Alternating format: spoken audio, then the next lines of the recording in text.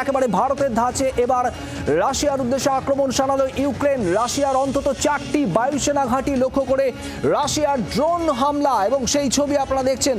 রাশিয়ার অন্তত 40টি যুদ্ধ বিমান ধ্বংস হয়েছে ইউক্রেনের এই ড্রোন হামলায়, এমনটাই দাবি।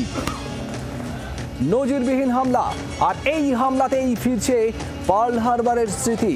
ভারতের ধাঁচেই ইউক্রেনের এই আক্রমণ।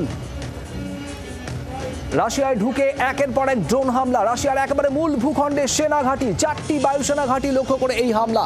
দেখাবো আপনাদের এক এক করে।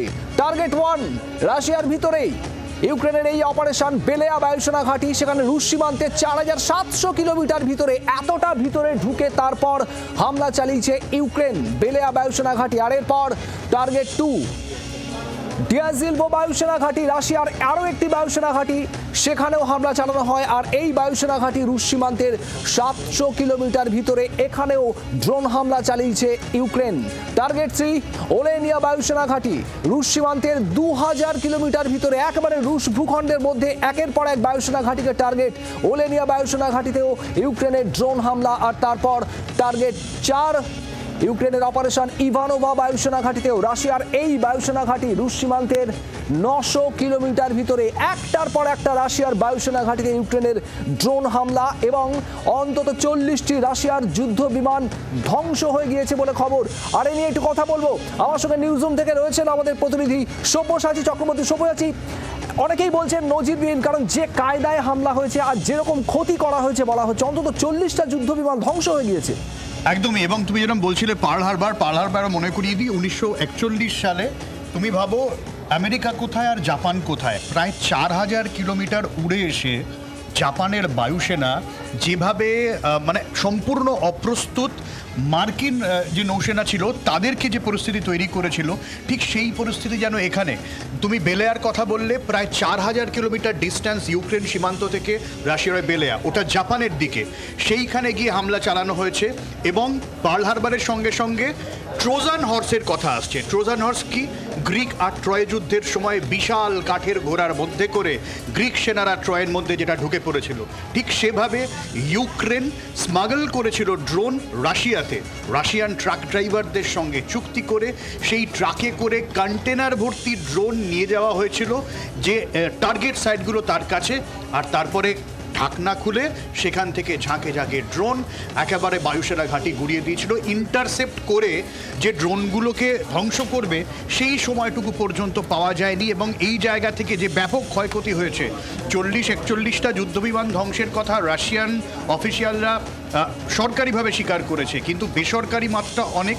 ইউক্রেনের দাবি কয়েকশো চপার, ট্যাঙ্ক, যুদ্ধজাহাজ, এমনকি সাবমেরিনেরও ক্ষয়ক্ষতি হয়েছে। ফলে এই বিপুল ক্ষয়ক্ষতি এবং ওই শখানেক ড্রোন দিয়ে এটা একটা মানে অকল্পনীয় বিষয়। শান্তি চুক্তির আলোচনা চলছে এই মুহূর্তে তুরস্কের ইস্তানবুলে, সেটা খুব একটা সাকসেসফুল হবে না বলেই এখনো পর্যন্ত বিশেষজ্ঞরা মনে করছেন।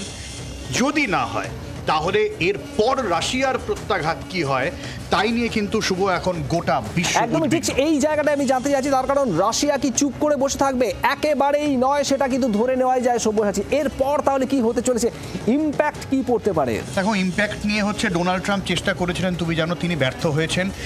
ব্রিটেনের প্রধানমন্ত্রী ইতিমধ্যেই আশঙ্কা প্রকাশ করেছেন যে পরিস্থিতি আরও ভয়ঙ্কর হতে পারে। রাশিয়া সাফ বলছে নেটো ইউক্রেনকে সাহায্য করা বন্ধ করুক। ইউক্রেনে মোটামুটিভাবে ইউরোপিয়ান কান্ট্রিগুলো অস্ত্র দিয়েছে, আমেরিকা অস্ত্র দিয়েছে, ফলে রাশিয়া ধরে নিয়েছে তার বিরুদ্ধে এরা সবাই।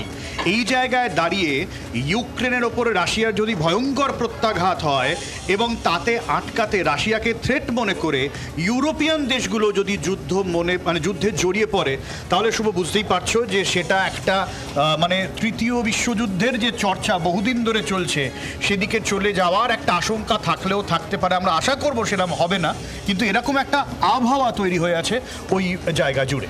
একেবারে শুভজিৎ, তোমাকে ধন্যবাদ। এবং এই পরিস্থিতিতে ঠিক কোন দিকে গড়ায় গোটা ঘটনা প্রবাহ, তার কারণ যেভাবে ইউক্রেন হামলা চালিয়েছে সেটাকে অনেকেই পার্ল হারবারের স্মৃতি ফিরে আসছে বলেই মনে করছেন।